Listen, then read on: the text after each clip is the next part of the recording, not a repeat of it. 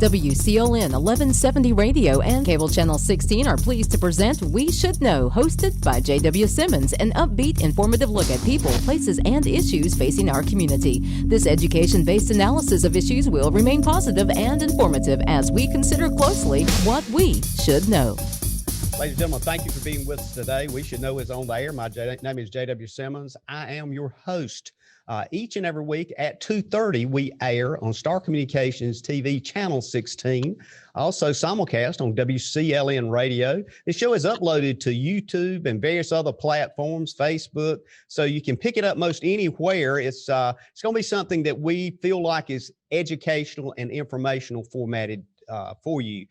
Today, our guest is the chairman of the Sampson County Board of Commissioners, Mr. Clark Wooten. In November 2014, Clark, if I've got my numbers right, you became a commissioner and you were unanimously elected as board chair in December 2016. Those years don't seem like that far back, but as you were talking and we were talking before we came on air, time is really championing through our lives rather fast. I want to talk today about the state of the county, any issues related to that. As we talked previously, I don't want to kind of go into just a corner that I want to be in, but we're going through something, continue to go through. The word is a pandemic. It's been described by many words, but none of them are good. Tell us about the county, and let's talk about the county and issues impacting the county and the governance and policies as it relates to the county. So I'm going to turn that over to you for opening remarks and kind of give us some direction here. Thank you, JW. It's always a pleasure to be with you. Congratulations for 10 plus years of We Should Know. Citizens of Sampson County are so appreciative of all the hard work of you and your team that put this together. So thank you very much. We appreciate that. Appreciate the venue to talk about county concerns and issues and direction we're going. You know, you talk, so far as the state of the county financially, we have come through the pandemic unbelievably blessed. Our tax revenues have not taken the double, triple, or the double digits reductions that you see in larger counties that have larger municipalities. We've stayed level, and JW, that's a blessing for us. So had Sampson County taken a tremendous hit in tax income, the sales tax revenue were way down. We would have no way to recover. We have a healthy fund balance. We just finished receiving our annual audit approved by the LGC Commission, Local Government Commission, which is something that's unique to North Carolina. Not every state has it, but it's really an oversight committee made up of cabinet members from the governor's cabinet. It's led by the Department of Revenue, not the Department of Revenue, but led by cabinet members there. And it's an oversight for municipalities and counties to make sure that they are operating under the guidelines to be financially sound. And we continue to get a positive check off on our audit. No, not one exception, not one mark of any kind against how we're doing. Our internal auditing system, David Clack and his team. I mean, they do a great job. Our fund balance is very healthy. Up 15. If my memory's right, up about $15 million from where when I came on. So we're very healthy. So yes, we could have taken some downturn, JW, but fortunately we've been blessed and hadn't had to take it. So we're economically healthy. The pandemic, from a physical and mental aspect, has been a heavy burden on all of us. When you have an unknown, certainly, it would have been better. Could it have been contained to Wuhan? Absolutely, but that's not what happened, and so we all suffer from it. It's hidden and unknown. It shows itself asymptomatic. The fortunate thing is that is as unique as it is, our health industry and our universities and our research have taken or took a new path to find a vaccine that acts differently than any that's ever been before. It has a different mode of action. And, the one thing I want to say here today, and it's been said by all of our commissioners, skepticism is easy to come. There have been atrocities of vaccines in the past, certainly, but it's 2021. The level of research and the level of understanding of our universities, and I mean, don't I ask everyone, do not let skepticism prevent you from taking that vaccine, because that's the only way we will be able to find ourselves back toward a normal, if we're able to vaccinate the population. And so I would encourage everybody to take it. And yes, there's skepticism, there's stories, there's all sorts of things, but listen to the people that are in the know, the people that have developed it. We've had other countries been taking the vaccine long before we have. So if we can find our way through that, I think that we will get back toward normal. But back to exactly where we were, I doubt we exactly get right there, JW. So we got to persevere. Now, I always look for positives in things. The show we're taping today, we're not in the same room. That is extremely uncomfortable for some people, but we have adapted, and it has shown us that there's a way to allow to take out the geography between meetings, how much more efficient they are. Yes, is it a different environment? Am I looking at you like we normally do? Absolutely not, JW. But the thing is, we're able to be more efficient, and I think we all should look for ways to break barriers for more efficiency and better performance. And that's one of the things that's come out of the pandemic. So, we got to look. We're going to, will we go back to face-to-face meetings when we're all vaccinated and after the pandemic? Absolutely. But we may have half the room joining by some type of, by Zoom or Teams or something like that. I mean, the efficiency of has risen. I believe that the productivity of our workforce has risen because of just exactly what we're experiencing here today. It's interesting. I want to follow up on a couple of things that you said, and one of them kind of cued me in an article, a publication actually, from a professor at North Carolina State University, a fellow by the name of Dr. Mike Walden, the economic professor. And the article was entitled, believe it or not, it says, "You decide, can we begin to close the urban-rural divide? ? You decide." And he went into the not so much in the mathematics of it, but into what you alluded to, which is what has happened in the pandemic has forced us forward in time with a lot of ways we do things, which has allowed many business people, of course, you are one of those business people, to look at things in a different way as it relates to everything from economic development to business growth and those kinds of things. Do you think that this whole thing is moving us closer to that area, that we can close that gap a bit between the urban economic divide? I do, JW, and you and Professor Walden have identified the reality of what's happened to us. Virtual purchasing, virtual communication. It was there, it is there. Certain people were using it, but it really put warp speed to it.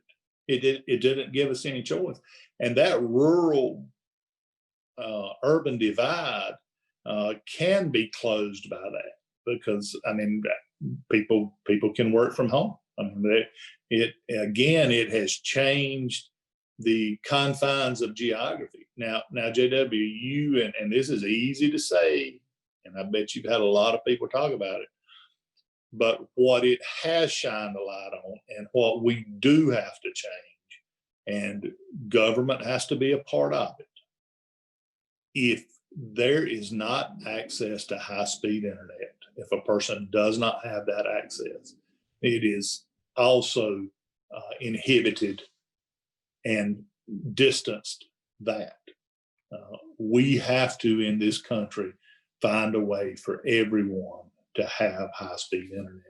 Everyone's not as fortunate as we are to have a cooperative like Star that's worked so hard and invested so much money in rural broadband. But we have to have that, because that is the world that's coming. I mean, a blessing of Sampson County. We're not densely populated. When it comes to our water system and to business here, that geography, that sparse population inhibits us. But from a pandemic, it was a blessing that we're all not stacked in a quarter of a mile. We're gonna take a break. We kind of finished up our first segment here, and we're gonna come back. Stay with us, ladies and gentlemen. Stay tuned. We're talking with the chairman of the Board of Commissioners in Sampson County. Call a friend. Stay tuned. We'll be back in one moment. Experiencing slow internet? If you have a fast internet package, the problem is most likely your wireless router. With more devices using Wi-Fi, your wireless router may not be able to deliver the speed and coverage you need. We now have the leading solution to enhance your internet experience. Using small devices in a mesh network, these Wi-Fi appliances cover just about any size home, so that all your devices can operate to their fullest potential. Whole home Wi-Fi from Star Communications. Get the most out of your internet connection.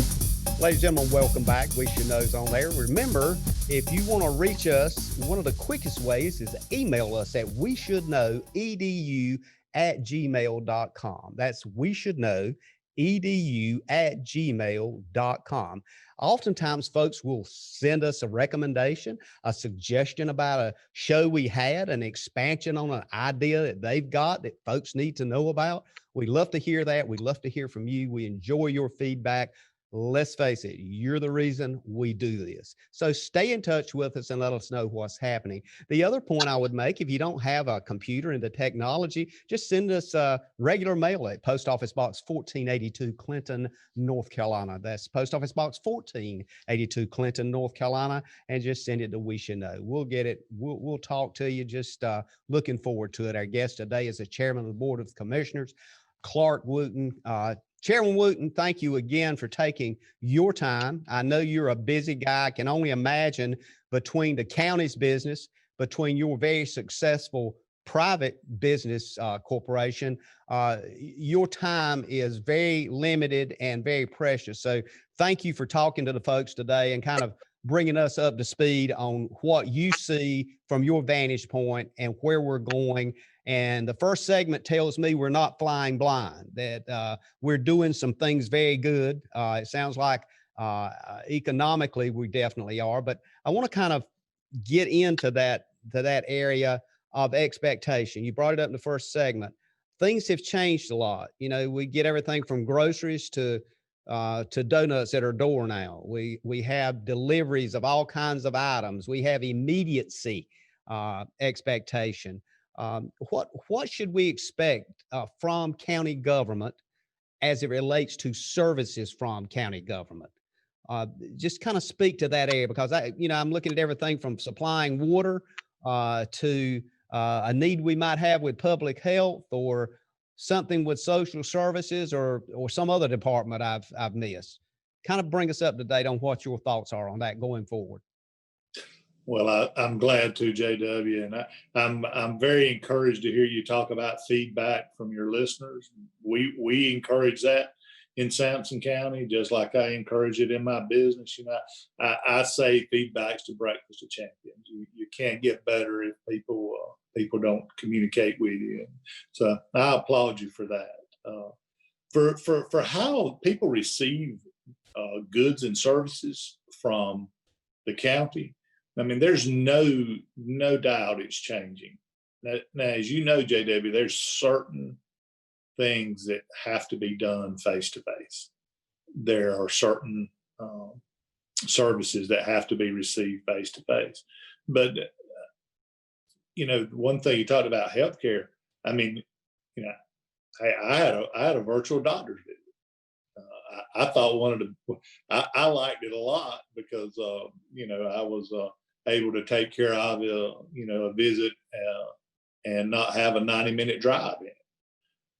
Now, what we have to do here in the county and really in business in general is we have to understand that this technology is not going to become less from this point of an impact. It's going to be more and more. Generational changes had driven that, and again, the pandemic has sped that up. So that's a point of investing.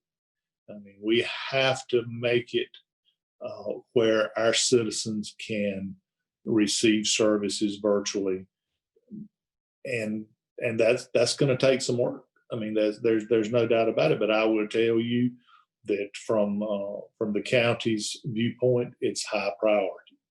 We want to make it easy for citizens to receive services that can be received, take delivery, schedule appointments, you know, ask questions, anything that needs to be done. So it's going to be a big change.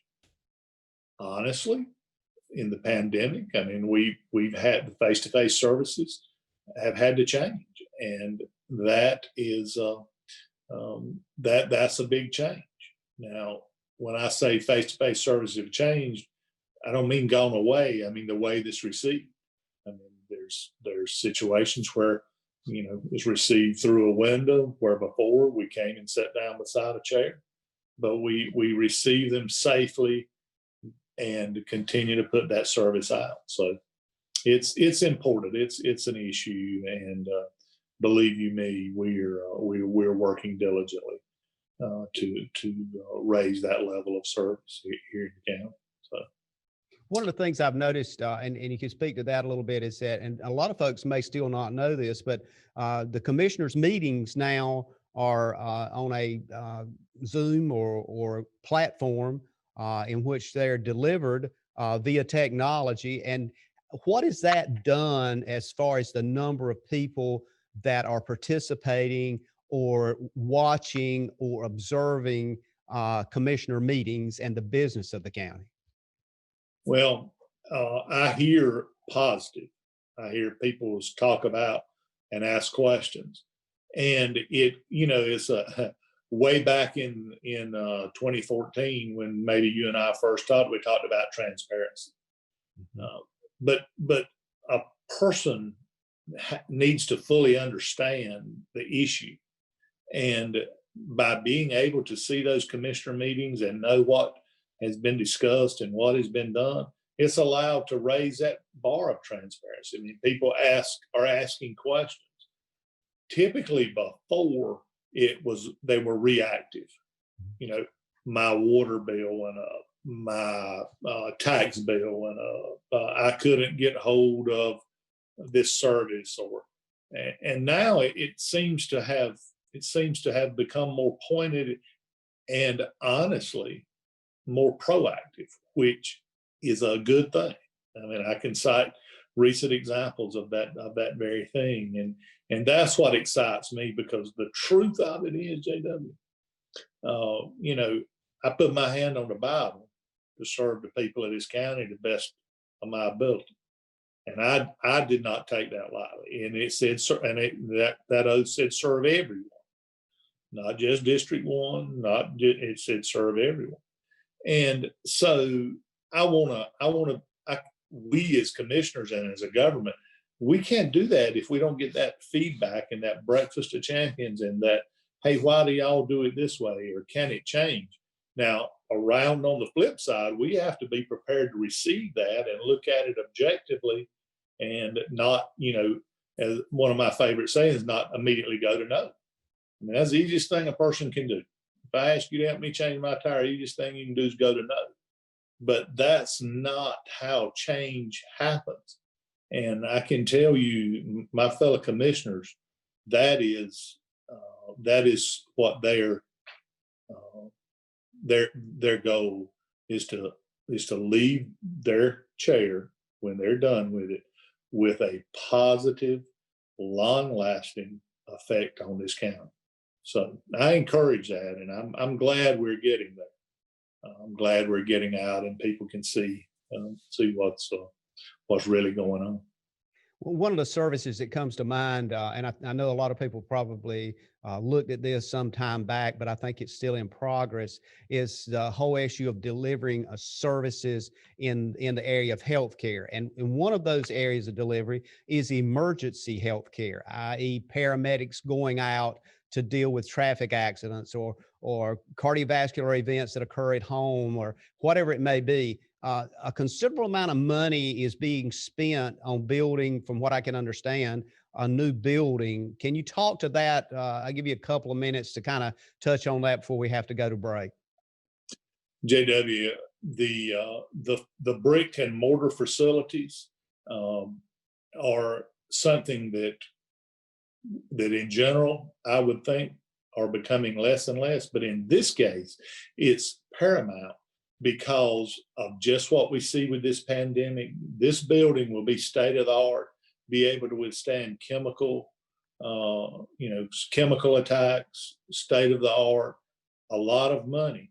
But remember, the building that we're in, the old armory, great building, but it doesn't have to be a flood, a hurricane event, but it has to be sandbagged.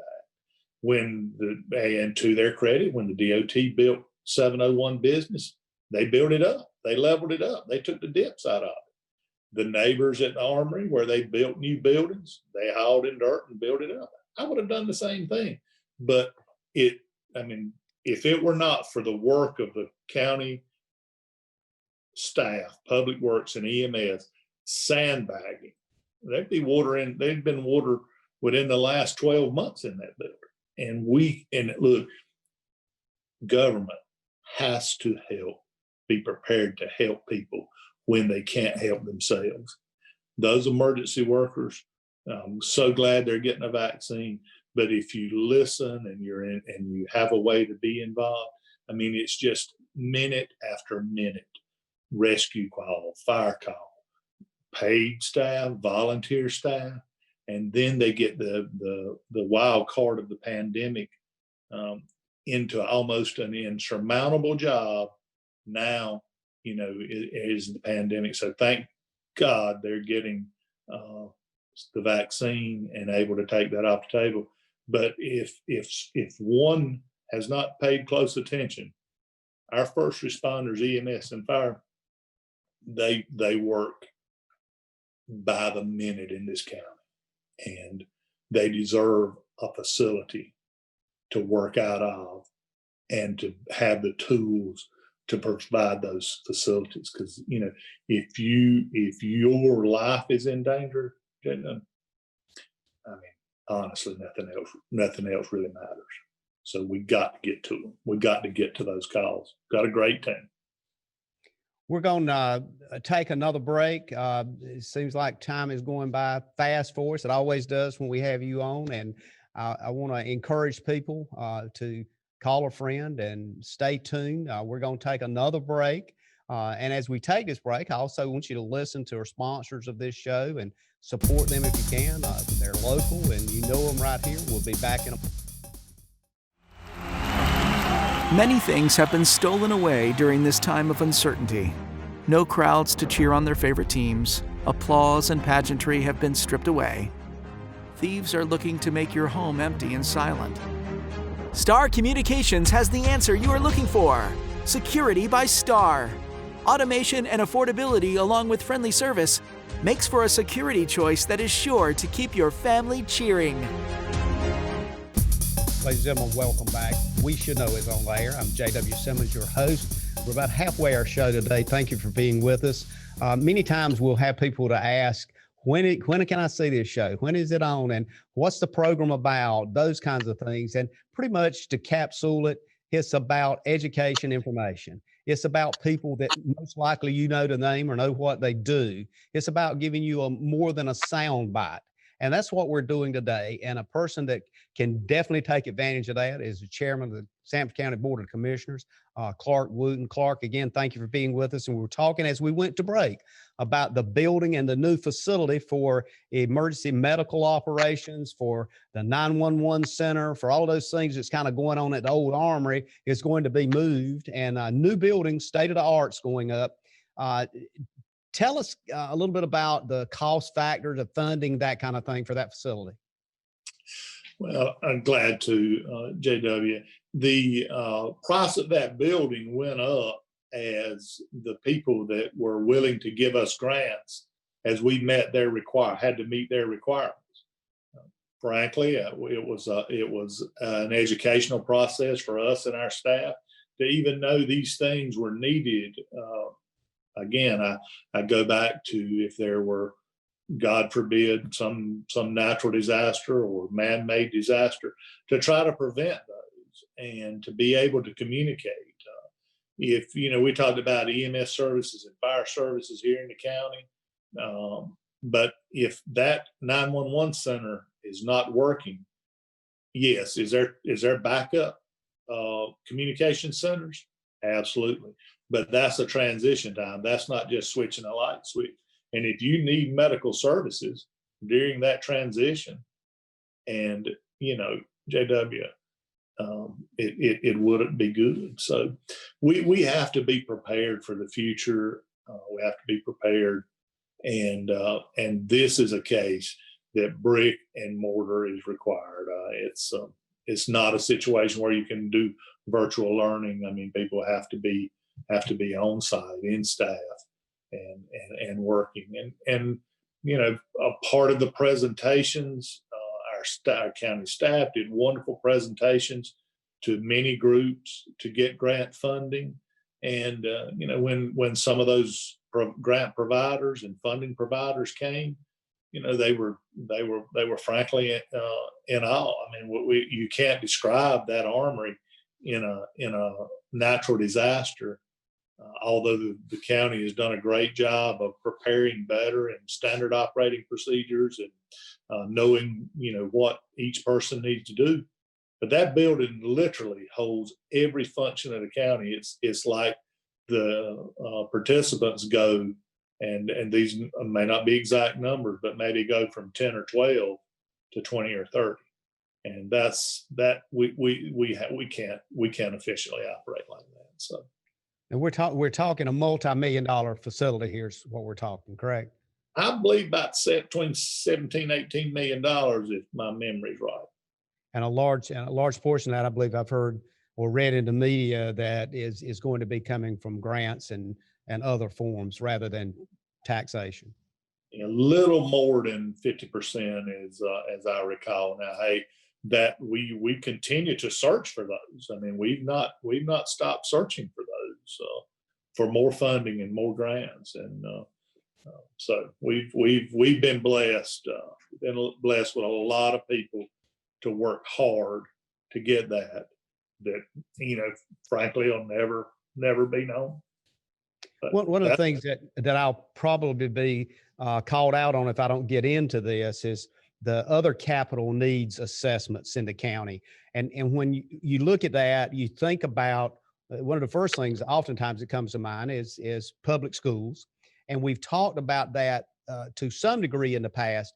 However, do you see public schools, again, your words, brick and mortar, being a significant focus going forward in the future, particularly schools that are much older in the county that hadn't been refreshed in certain sections of the county in a number of years? Do you see that as something that the state needs to address, or is that something the counties need to participate in?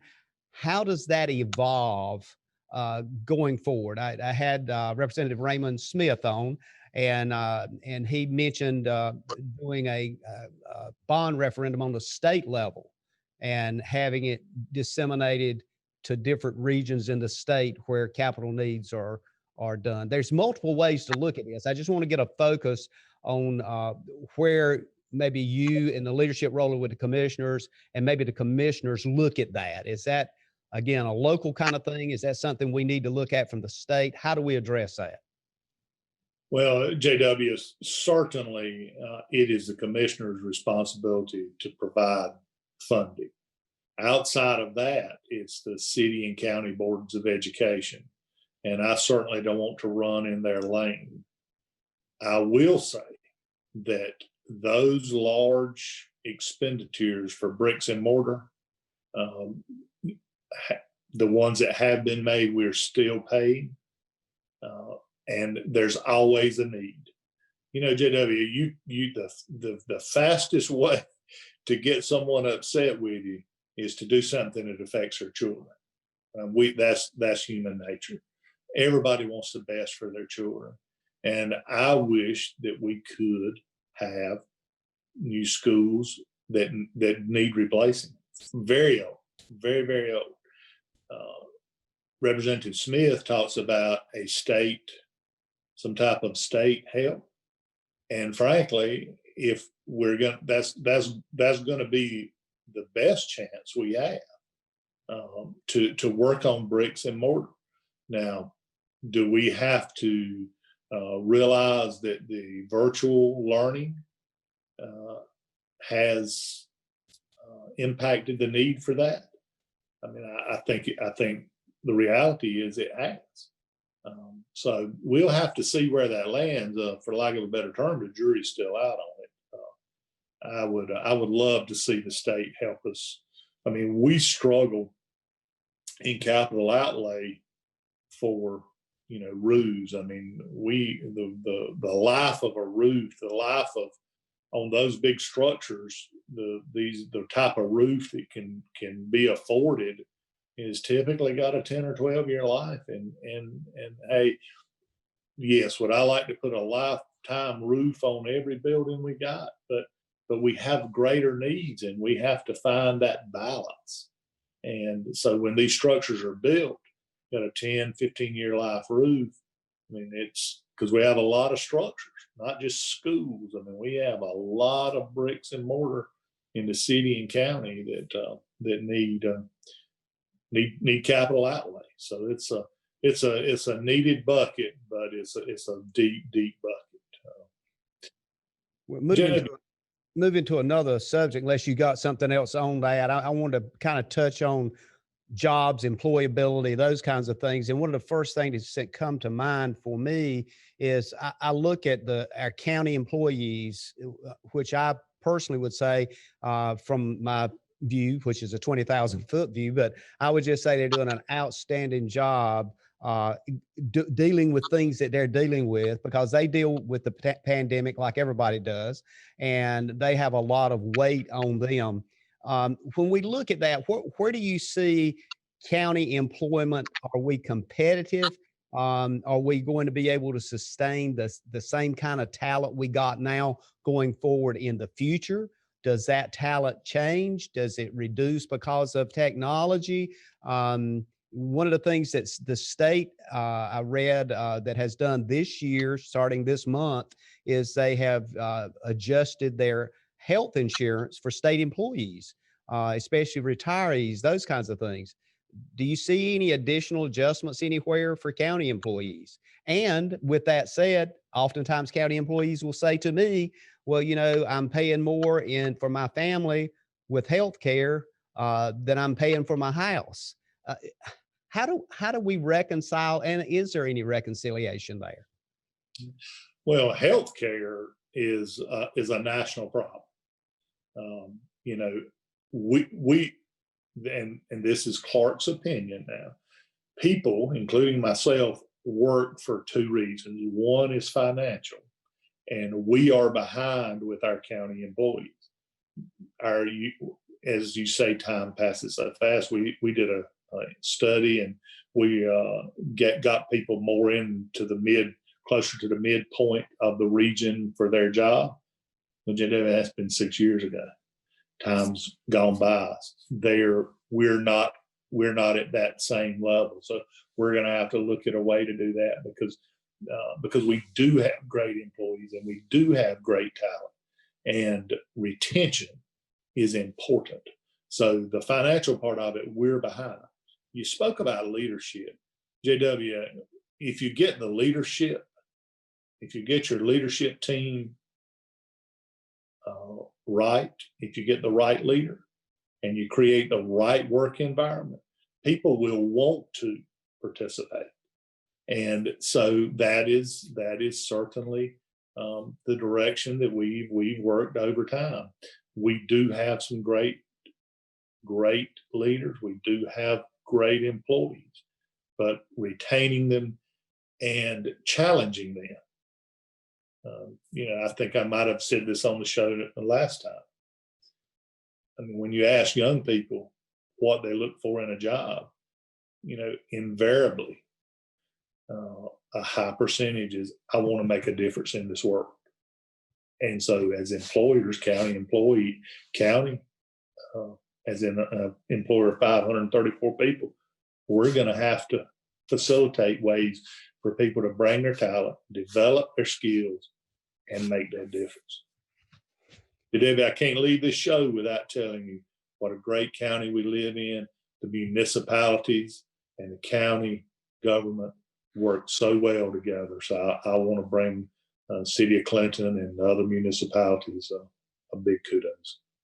We're going to take another break, and we'll be right back. Ladies and gentlemen, stay tuned. We're talking to Chairman of the Board of Commissioners in Sampson County about issues facing Sampson County. To get the most out of your electronic devices, you need a strong internet connection and a protected home Wi-Fi network. You need high-speed internet from Star. Star has the fastest, most affordable high-speed internet service available for all your devices. We have no long-term contracts or high-pressure sales. Our service speaks for itself, and switching is hassle-free.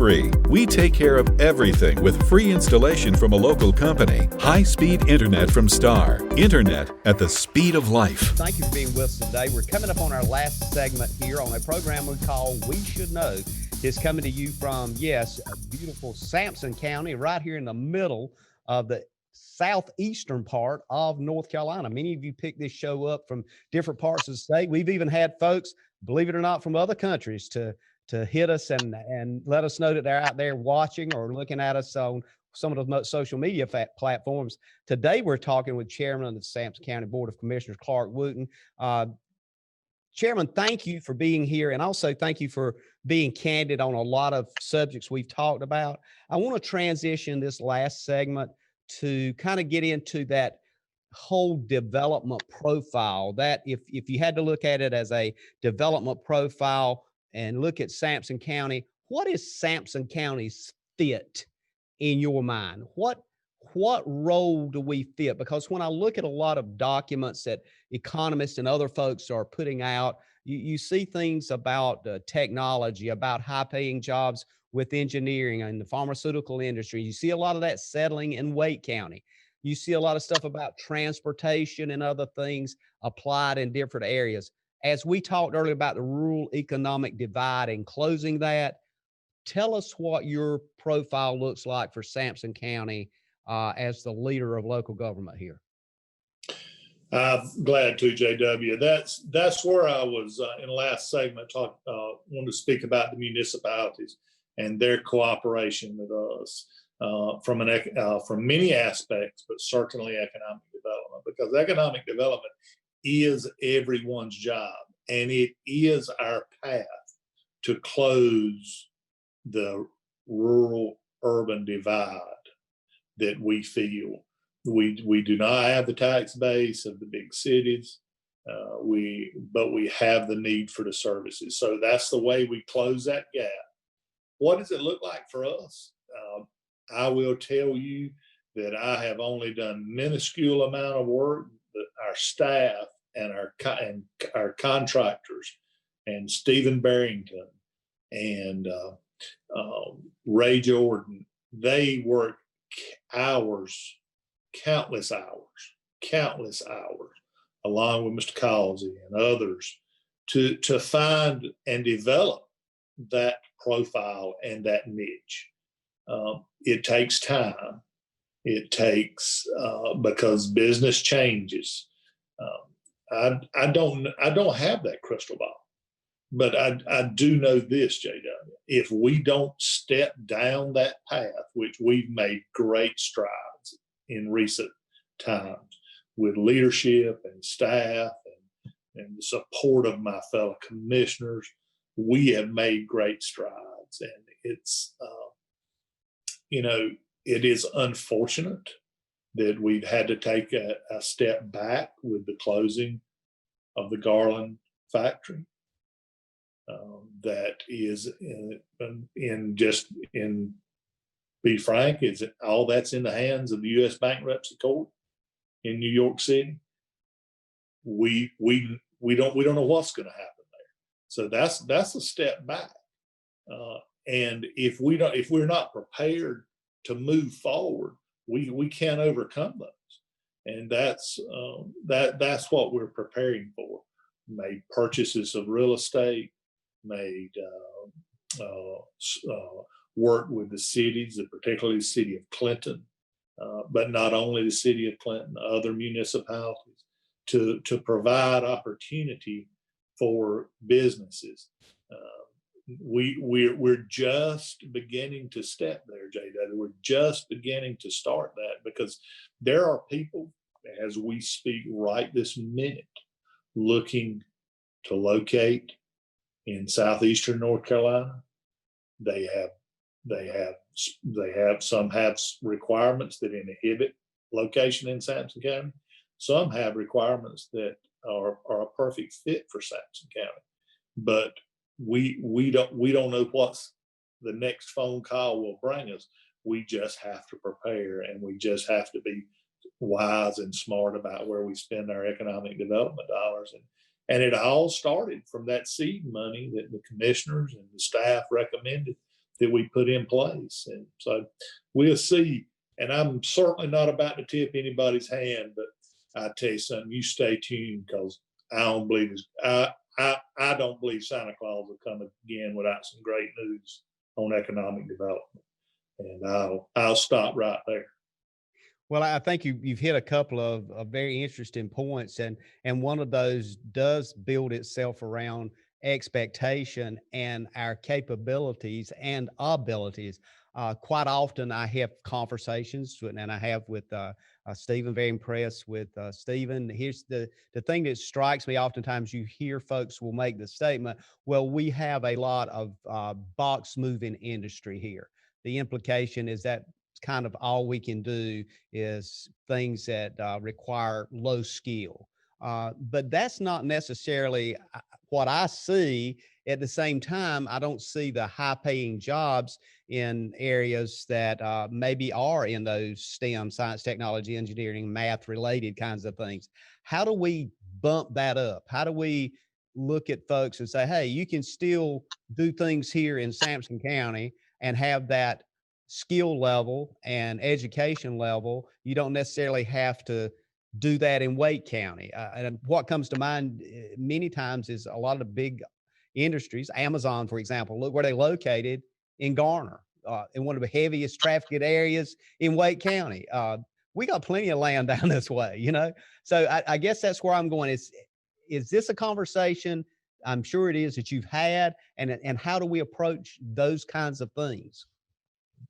Well, first of all, JW, it is just as wrong can be to say that there's no opportunity in this county for anything other than unskilled workers.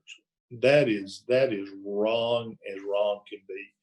There is opportunity.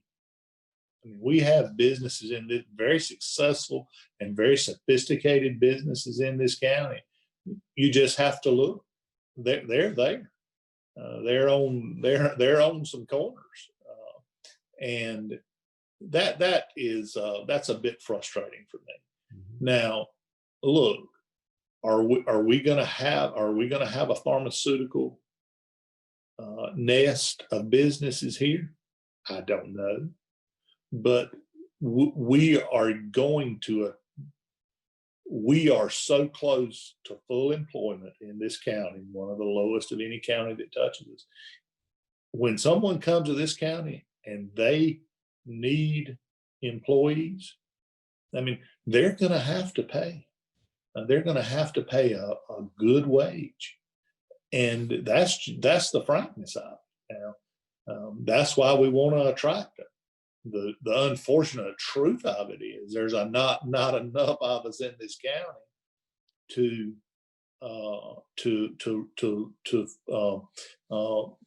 supply the needs, the human capital needs of that Amazon center you spoke of. So it's very likely that something like that would need to be closer to a major MSA like Fayetteville or Cumberland County, where it can draw on that workforce. You know, maybe Wayne County and Goldsboro. I mean, so it may be that's where that happens. But you know, I haven't dug into the particular Amazon you speak about, the location in Garner. But the one thing I do know about it, it was an industry. It was ready. There was some demolition to do, but it was ready to go.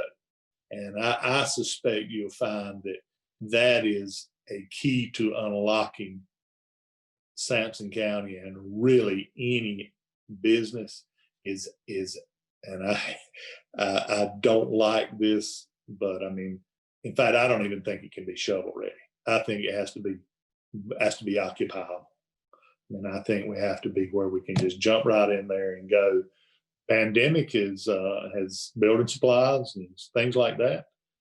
They're hard to come by. So that puts buildings and things that are ready to go, in demand, which is very positive.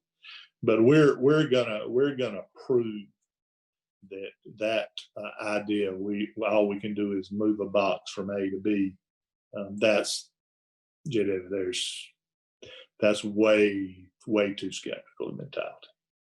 Absolutely. And I think one of the things we probably have got to add to that conversation, we got to add the fact of the multi-million-dollar industry called agriculture that is huge in this area and our partners in surrounding southeastern North Carolina. That's a dynamic that's often overlooked. And I know you know it because you're kind of in the middle of it because your business is ag-related.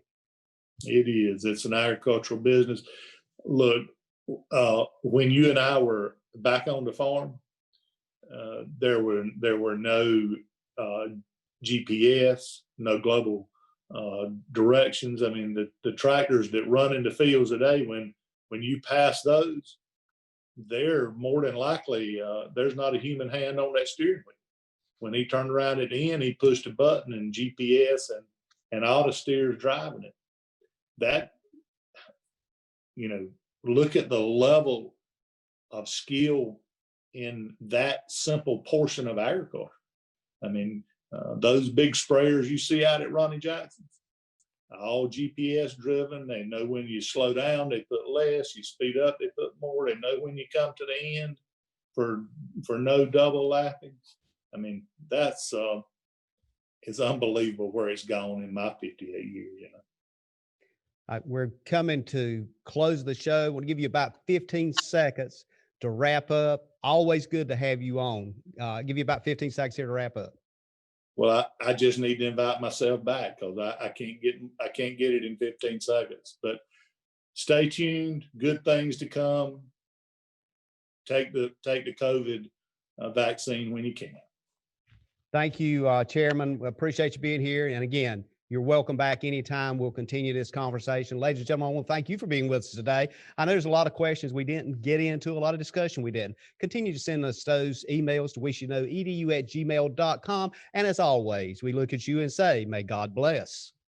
Thank you for tuning in to this week's episode of We Should Know with host JW Simmons. If you have a question, comment, or suggestion regarding this or any episode, please send your emails to weshouldknowedu@gmail.com. And remember to tune in every Tuesday at 2:30 for another informative episode of We Should Know.